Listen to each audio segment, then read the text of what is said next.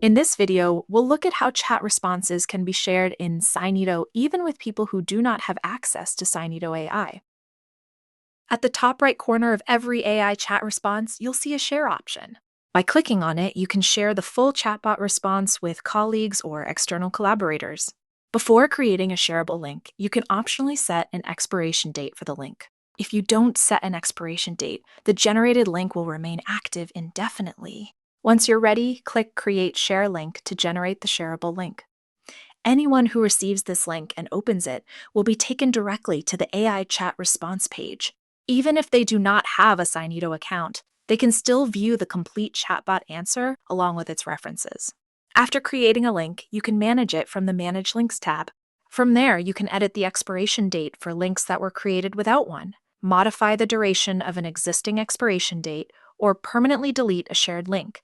In addition, you can also share chatbot responses directly from the chat history section by using the share option available there.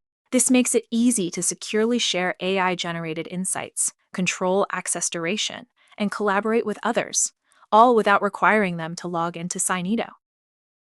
That's all for this tutorial. Try it yourself at SCiNiTO's website to make your research process smoother and more efficient.